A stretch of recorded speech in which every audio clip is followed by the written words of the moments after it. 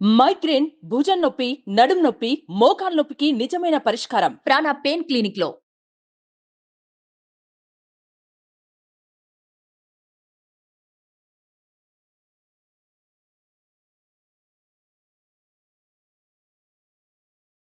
మూడవది మిథున రాశి 2025వ సంవత్సరంలో మిథున రాశి జాతకంలో కనుక విశ్లేషిస్తే ఆదాయం 14, వ్యయం 2, రాజపూజ్యం 4, అవమానం 3.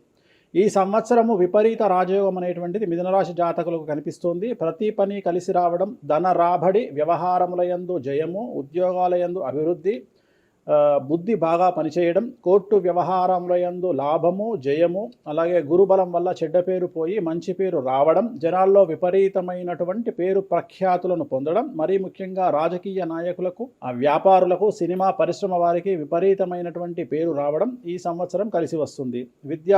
విద్యార్థులకు ఈ సంవత్సరం అంతా బాగుంటుంది. మరీ ముఖ్యంగా స్త్రీలకు ఈ సంవత్సరం విపరీత రాజయోగం అనేటువంటిది కనిపిస్తుంది. అవివాహితులైనటువంటి అమ్మాయిలకు ఈ సంవత్సరం 100% వివాహయోగ సూచనలు గోచరిస్తూ ఉన్నాయి. అలాగే ఈ సంవత్సరం స్త్రీలు ఏదైనా వ్యాపారాన్ని ప్రారంభిస్తే చాలా బాగా కలిసి వస్తుంది. అలాగే ప్రారంభించిన వ్యాపారంలో విపరీత లాభాలు గోచరిస్తూ ఉన్నాయి. కాబట్టి మిథున రాశి అమ్మాయిలు ఈ సంవత్సరం వ్యాపారాన్ని ప్రారంభించగలిగితే విశేషమైనటువంటి లాభాలను పొందగలుగుతారు. న్యాయవాదులకు, పోలీసులు మరియు ఎక్సైజ్ డిపార్ట్మెంట్ వారికి ఈ సంవత్సరం ప్రమోషన్లు లేదా మంచి పేరు ప్రఖ్యాతులు రావడం గోచరిస్తుంది. మనకు వచ్చేది 2025 ఆంగ్ల సంవత్సరాది. ఓకే, అంటే కొంతమంది విమర్శించారు 24 కదా, 24 25 అదే 25 ఆంగ్ల సంవత్సరాది అంటే మనం ఇంగ్లీష్ క్యాలెండర్ అంటే 25లో వచ్చేది 25 ఆంగ్ల 25 కదా. జనవరి 1 25. జనరల్ గా మనం అంటే మరి మీరు ఉగాది నుండి ఎందుకు చెప్పట్లేదు అంటే చాలా మంది ఉగాది వరకు కూడా ఆగట్లేదు, జనవరి 1 కూడా ఆగట్లేదు, డిసెంబర్ నుండి నవంబర్ నుండి అడుగుతా ఉన్నారు అందరూ. ఇప్పుడు క్లయింటెల్ నన్ను అడిగేవాళ్ళు ఏంటంటే గురూజీ ఇప్పుడే చెప్పేసేయండి మాకు, మేము జాగ్రత్తలు తీసుకుంటామని చెప్పి అడుగుతా ఉన్నారు. సో అందుకనే 2025 సంవత్సరం ఆంగ్ల సంవత్సరాది అంటే జనవరి 1 నుండి ఎలా ఉండబోతుంది అనేది మనం ఒకసారి చూసుకుంటే, అన్నిటికంటే ముఖ్యంగా ఈ వచ్చేటువంటి సంవత్సరం పేరు శ్రీ విశ్వావసునామ సంవత్సరము. విశ్వావసునామ సంవత్సరము. సో రాబోయేటువంటి ఎందుకు గురుగారు పేరు 60 సంవత్సరాల్లో ప్రతి సంవత్సరం ఒక్కొక్క పేరు వస్తుంటది. పేరుతో ఏం స్పెషాలిటీ లేదు. క్రోధినామ సంవత్సరం అనే నెగిటివ్ అట్లా ఏం లేదు. సంవత్సరాల్లో దీని పేరు విశ్వావసునామ సంవత్సరం. సో ఈ సంవత్సరానికి అధిపతి రాజు కాబట్టి, రవి కాబట్టి రాజు. సో రవి మనకు కమాండ్ చేస్తూ ఉన్నాడు కాబట్టి ఈ సంవత్సరం అతి ముఖ్యమైన విషయం ఏంటంటే రాజకీయంగా దేశవ్యాప్తంగా, రాష్ట్రాల వ్యాప్తంగా పెను సంచలనాలు నమోదవ్వడము ఈ సంవత్సరం 2025 సంవత్సరం లక్షణాలు. ఎందుకంటే రాజుల మధ్యన, రాష్ట్రాల మధ్యన గొడవలు, మరీ ముఖ్యంగా కొంతమంది ప్రముఖ రాజకీయ నాయకులకు మృత్యుగండము, అలాగే అన్ని రంగాలలోకి సెలబ్రిటీలు, సినిమా ఇండస్ట్రీ, రాజకీయము, బిజినెస్, ఎనీ ఇండస్ట్రీ, యువకులు, మరి ముఖ్యంగా మగవాళ్ళు, యువకులు 40 సంవత్సరాల వయసులోపు ఉండే వాళ్లకు కార్డియాక్ అరెస్ట్లు అనేటివి ఈ సంవత్సరం అతి ముఖ్యమైన విషయం. ఎందుకంటే ఆల్రెడీ మనం చూస్తున్నాం ఇప్పటికే, కానీ వాటి తీవ్రత పెరిగే అవకాశం ఉంది. కారణం ఏంటంటే రవి కమాండ్ చేస్తూ ఉన్నాడు కాబట్టి. రవి అంటే చర్మము, హార్ట్, కళ్ళు, ఎముకలు. సో కరోనా లాంటి అంత పెద్దది కాకపోయినా ఒక సమస్య, ఒక వైరస్ మళ్ళీ ప్రపంచాన్ని బాధించే అవకాశం ఉంది. అది మరీ ముఖ్యంగా చర్మం మీద దాడి చేసే అవకాశం ఉంది. అంటే చర్మానికి సంబంధించినటువంటి ఒక సమస్యల బారిన పడి ఈ సంవత్సరము జనాలు వైరస్ బారిన పడే అవకాశం ఉంది మరీ ముఖ్యంగా. అలాగే ఇప్పుడు 50 ఇంచుమించు 40 సంవత్సరాల లోపు యువకులకు కార్డియాక్ అరెస్ట్ అనేటువంటివి జరిగే అవకాశాలు కనిపిస్తూ ఉన్నాయి. అలాగే ఈ సంవత్సరం గుండెపోటు వల్ల మరణాల సంఖ్య చాలా ఎక్కువ. ఇదంతా 2025 జనవరి నుంచి ఎగ్జాక్ట్లీ. అలాగే ఈ సంవత్సరము ఎండల తీవ్రత చాలా ఎక్కువ, విపరీతమైనటువంటి ఎండలు ఉండే అవకాశం ఉంది. అలాగే ఈ సంవత్సరాలు ప్రపంచవ్యాప్తంగా అగ్నిపర్వతాల పేలుడు అనేటువంటిది ఈ సంవత్సరం గమనించాల్సినటువంటి విషయం. అలాగే ఈ సంవత్సరం మంచు పర్వతాలు కరగడం వల్ల వాతావరణంలో మార్పులు గమనించాల్సి ఉంటుంది ఈ సంవత్సరం. అలాగే అమెరికా దేశానికి విపరీతమైనటువంటి గాలి తుఫానులు, వరదలు ఈ సంవత్సరం కనిపిస్తూ ఉన్నాయి. అలాగే 1-2 దేశాల మధ్యన యుద్ధ వాతావరణం ఖచ్చితంగా ఉండి తీరుతుంది, లేదా యుద్ధం జరుగుతున్నాయి కదా, అది ఇంకా పెరుగుతుంది. ఇప్పుడు ఉన్నదానికంటే తీవ్రత పెరుగుతుంది అనేది. అలాగే మనకు 2025 సంవత్సరంలో సెప్టెంబర్ 7వ తేదీ 2025 సంవత్సరం ఆదివారం రాహుగ్రస్త సంపూర్ణ చంద్రగ్రహణం ఏర్పడుతుంది. ఇది కుంభరాశికి వ్యతిరేకమైన ఫలితాలు ఇస్తుంది. అలాగే వచ్చే సంవత్సరం అంటే 2025 సంవత్సరంలో మే 9వ తేదీ నుండి సరస్వతి నదికి పుష్కరాలు అనేటువంటివి ఏర్పడతా ఉన్నాయి. ఈ సంవత్సరము రాజకీయ నాయకులకు సంబంధించి మరీ ముఖ్యంగా ఇందాక మనం మాట్లాడుకున్నట్టుగా పవన్ కళ్యాణ్ గారికి ఏలినాక్షని వెళ్ళిపోతుంది. అలాగే లోకేష్ గారి జాతకరీత్యా, పవన్ కళ్యాణ్ గారి జాతకరీత్యా విపరీత రాజయోగం అనేటువంటిది కనిపిస్తూ ఉంది. జగన్మోహన్ రెడ్డి గారికి లేదా రాజయోగం వల్ల? ఇప్పుడు లేదు, ఈ సంవత్సరం లేదు. ఓకే, అంటే 2025 సంవత్సరంలో లేదు. 29 కన్నా ఉందా? 20 అది మన తర్వాత మాట్లాడు. ఓకే ఓకే 25లో మాత్రము నేను అనేది ఏంటంటే ఇప్పుడున్న స్థాయి కంటే వీళ్ళిద్దరికి ఇంకా పై స్థాయికి వెళ్ళే అవకాశం ఉంది. లోకేష్ బాబు కానీ పవన్ కళ్యాణ్ గారు కానీ. అదే నాకు అర్థం కావడం, వాళ్ళిద్దరు మంత్రులే. నాకు తెలియదు కదా. మంత్రి నాకు అర్థం కాదు. ఇంకా ఇప్పుడు ఉన్నటువంటి పదవుల కంటే కూడా గొప్ప పదవులను వీరు పొందేటువంటి అవకాశాలు కనిపిస్తున్నాయి. రాజ్యసభ తీసుకెళ్ళిన కేంద్రానికి వెళ్తారా? ఏంటి కేంద్ర మంత్రులు అవుతారా? కేంద్ర మంత్రులు వెళ్తారా? పెద్దదే కదా, కేంద్ర మంత్రి అనేది పెద్దది కదా.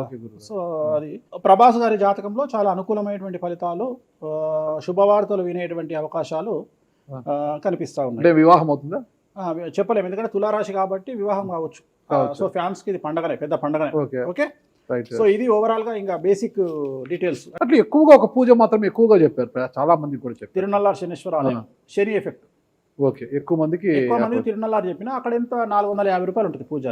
అది తిరునల్లారు పాండిచ్చేరిలో ఉంటుంది, అక్కడికి వెళ్ళి పూజ చేసుకుంటే సరిపోతుంది. ఇది పేరును బట్టి ఈ రాశుల ప్రకారం ఇలా ఉంటుందని మీరు రాశారా, లేకపోతే వాళ్ళ డేట్ ఆఫ్ బర్త్ ప్రకారం? నక్షత్రం బట్టి, నక్షత్రాలు. నక్షత్రాలు వాళ్ళకి అర్థమైపోతుంది, వాళ్ళ నక్షత్రాన్ని బట్టి. అశ్విని నక్షత్రం మేషరాశి, భరణి నక్షత్రం మేషరాశి, పుష్యమి నక్షత్రం కర్కాటక రాశి. మీ రాశి నా రాశి ఒకటే. నా రాశి ఏదో నాకు తెలియదు గురుగారు. మీది వృశ్చిక రాశి. మీది అదేనా? మరి ఎలా గురుగారు ఈ మధ్యన బాగానే ఉందంటారు? మనకు బాగుంది, ఇంకా మన రచనే, ఇంకా రచనే రచనే. ఎట్లా రచ్చ? ఇంత వివాదాలు అవుతున్నాయి, ఏం కథ అసలు? ఇంకా లైఫ్ అన్నప్పుడు ఇప్పుడు రేవంత్ రెడ్డి ఉన్నాడు, రేవంత్ రెడ్డి ఎన్ని కష్టాలు అనుభవిస్తే సీఎం అయినాడు. అంటే ఇక కష్టం తర్వాత సుఖం రెడీగా ఉంటుంది. ఓకే, ఇప్పుడు కష్టపడ్డారు కాబట్టి మీకు సుఖం ఉంది అంటారు. మీకు కాదు, మళ్ళీ మీకు మనకు అందరికీ. ప్రతి మనిషి జీవితంలో పండ్లున్న చెట్టుకే రాయి దెబ్బలు, అంతేగాని పళ్ళు లేని చెట్టుని కూడా పట్టించుకుంటాడు. పళ్ళు ఉంటేనే దాన్ని రాయి చేస్తారు. అట్లనే మనం కూడా అంతే అండి. వేణుస్వామి అంటే పూజలకు పెట్టింది పేరు. పెద్ద పెద్ద రాజకీయ నాయకులకు, ముఖ్యమంత్రులకు, కేంద్ర మంత్రులకు, పెద్ద పెద్ద వాళ్ళకు కూడా ఇక్కడ కాదు, మీరు అబ్రాడ్స్ కూడా వెళ్ళి పూజలు చేసి వస్తున్నారు. చాలా కాస్ట్లీ స్వామి, చాలా గొప్ప పూజలు చేస్తుంటారు, అంత పవర్ఫుల్ పూజలు. అంటే ఇప్పుడు మీరు చేస్తున్న పూజల మహిమ వల్లనే మీ మీద ఇన్ని వివాదాలు వచ్చినా కూడా మీరు బయటపడగలుగుతున్నారు. 100% పర్ఫెక్ట్. ఇక దానికి ఆన్సరే లేదు. ఇక ఇప్పుడు మనం కొట్లాడాలంటే 10 రకాలు ఉంటాయి, మనం కొట్లాడతలేము. అందుకనే మనం ఒకటే, మన పూజల్ని మనం నమ్ముకుంటున్నాం అంతే, అమ్మవారిని నమ్ముకుంటున్నాం. ఇప్పుడు ఒక్కొక్క సమస్యకి ఒక్కొక్క అమ్మవారు పరిష్కరిస్తుంది దశమహావిద్యల్లో, మనం అదే చేస్తున్నాం. ఇప్పుడు నేను ఒకటే మాట చెప్తా, కాంట్రవర్సీస్ వచ్చినాయి, మీరు అడిగినరు, ఎన్ని సమస్యలు వచ్చినాయి.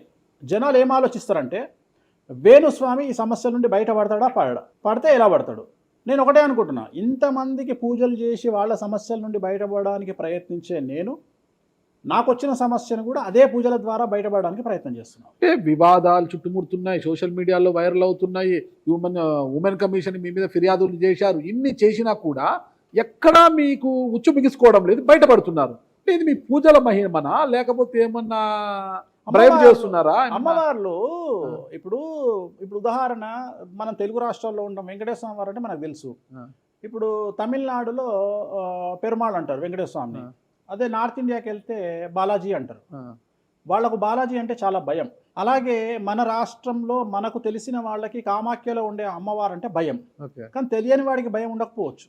వాడి ఇష్టం వచ్చినట్టు కామెంట్ చేయొచ్చు అమ్మవారు. చాలా మందికి మీరంటే భయం అనుకుంటా, అంటే మనం చేసే పూజల వల్ల ఉండొచ్చు. ఓకే, నేను అనేది ఏంటంటే, నేను చేసే అదే ఇందాక మనం మాట్లాడుకున్నప్పుడు అదే చెప్తున్నా, వామాచారంలో పూజలు చేయాలంటే భయపడతారు. కారణం ఏమిటి అంటే, ఖచ్చితంగా మందును ముట్టుకోవాలి, నాన్ వెజ్ను ముట్టుకోవాలి. దానికి వీళ్ళు చేసే పూజలు అడ్డుపడతాయి. అంటే వీళ్ళు సమాజంలో భయపడతారు కాబట్టి వీళ్ళు వాటి జోలికి పోరు. తాంత్రిక పూజలు లాగా ఉంటాయి. తాంత్రిక తంత్ర మార్గం అంటారు దాన్ని. శ్రీకాళహస్తిలో కాదు శ్రీకాళహస్తిలో రావుకేతు పూజ చేయించుకున్నారు కదా, తాంత్రిక పూజలే. అది నిమ్మకాయ పెడితే తంత్రమే, గుర్తుపెట్టుకోండి. నిమ్మకాయ ఎక్కడ పెట్టినా తంత్రమే. మిమ్మల్ని కాపాడుతోంది మీరు చేస్తున్న పూజల మహిమే. అంతే అంతే అంతే, వాళ్ళే చూసుకుంటారు. నేను అనే పాయింట్ ఏంటంటే, నేను ఒకటే చెప్తున్నానండి, తప్పు చేస్తే నన్ను అమ్మవారు సర్వనాశనం చేస్తుంది. ఓకే, అమ్మవారిని విమర్శిస్తే వాళ్ళ సంగతి అమ్మవారు చూసుకుంటది. అంతేనా? అంతే. ఇక నాకు అవసరం, నేను కొట్లాడను చెయ్యను, నాకు అనవసరం, నాకు లొల్లే వద్దు. నాకు నేను దేవుళ్ళని నమ్ముకున్నా, నా పని అదే. నాకు హిమాచల్ ప్రదేశ్ కామాఖ్య కాకపోతే, బాగాలముఖి కాకపోతే, తారాపీఠ పోతే, ఇప్పుడు మన తారాపీఠ పోయి వచ్చిన. చాలా మందికి తెలియదు, తారాపీఠ అని కలకత్తా నుండి 300 కిలోమీటర్లు ఉంటుంది. మీరు కావాలంటే గూగుల్ చేయొచ్చు. తారాపీఠ అని అమ్మవారు అండి. ప్రతిరోజు శ్మశానంలో ఉంటుంది అమ్మవారు, ఒరిజినల్ శ్మశానంలో ఉంటుంది. ప్రతిరోజు అమ్మవారికి ప్రసాదం అంటే డెడ్ బాడీ దహనం అయినాకనే అమ్మవారికి నైవేద్యం పెడతారు. అంత పెద్ద ప్రసిద్ధమైనటువంటి దేవాలయం. అమ్మవారు శివుడికి పాలిస్తూ ఉంటుంది. తారాపీఠ అంటుంది దాన్ని. శ్మశానంలో ఉంటుంది. ఆమె జనరల్గా ఎవరైనా సరే ఎందుకు పూజ చేస్తారు అంటే, జీవితంలో మనం వెళ్తూ ఉన్న సందర్భంలో సడన్గా స్టక్ అయినామనుకోండి, బౌన్స్ బ్యాక్ అవ్వడానికి పనిచేస్తుంది. అంటే ఉదాహరణ, ఒక ముఖ్యమంత్రి స్థాయి వ్యక్తి ఓడిపోయినప్పుడు, ఒక మంత్రి పోయినప్పుడు, ఒక ఐఏఎస్ సడన్గా తన జాబ్లో డిస్టర్బెన్స్ వచ్చినప్పుడు, ఐపీఎస్ డిస్టర్బెన్స్ వచ్చినప్పుడు ఈ పూజ కనుక అమ్మవారిని దర్శించుకుంటే ఒక్కసారి మళ్ళీ వాళ్ళు బౌన్స్ బ్యాక్ అవుతారు. అంటే బిగ్ బ్యాంగ్ థియరీ అనేది అక్కడ పనిచేస్తుంది. మనం మళ్ళీ ఒక్కసారి బౌన్స్ బ్యాక్ అయ్యి ముందుకు దూకడానికి అమ్మవారు పనిచేస్తుంది. నేను సజెస్ట్ చేస్తుంటాను చాలామందికి, వ్యాపారంలో స్టక్ అయినప్పుడు, లేకపోతే ఉద్యోగంలో స్టక్ అయినప్పుడు, అట్లా స్టక్ అయినప్పుడు అయితే మీ తారాపీఠ వెళ్ళి దర్శనం చేయించుకోండి. అక్కడ దర్శనమే, పూజలు ఉండవు, జస్ట్ దర్శనమే. అమ్మవారికి పోయి దండం పెట్టుకొని వస్తే చాలు, ఒక్కసారి మళ్ళీ వాళ్ళు బౌన్స్ బ్యాక్ అవుతారు. ఒకటే ఒక పాయింట్కి నాకు ఆన్సర్ చెప్పి ముగించేసా, చాలా కాలాతీతమైంది. చివరికి ఇరికిస్తున్నారు ఇది. లేదు ఏం లేదు. ఇప్పుడు ఏపీలో అంటే గత ప్రభుత్వ హయాంలో, వైసీపీ హయాంలో వీళ్ళ మీద కేసులు పెట్టారు. ఇప్పుడు వీళ్ళ అధికారం వీళ్ళ మీద కేసులు పెడుతున్నారు కదా. ఈ కేసుల పరంపర ఇలా కొనసాగి జగన్మోహన్ రెడ్డి గారు జైలుకి వెళ్ళే అవకాశం ఉంది. వచ్చే సంవత్సరం మే 9వ తేదీ వరకు అవకాశం ఉంది, దాటితే లేదు. ఇది ఓవరాల్గా వేణుస్వామి గారు ఇచ్చారు. మీకు ఏదైనా అనుమానాలు ఉన్నా డైరెక్ట్గా వేణుస్వామి గారికి ఫోన్ చేయండి, మీ అనుమానాలను నివృత్తి చేసుకోండి. థ్యాంక్ యూ గురుగారు, నమస్తే. ఓకే, ఓం నమో వెంకటేశాయ.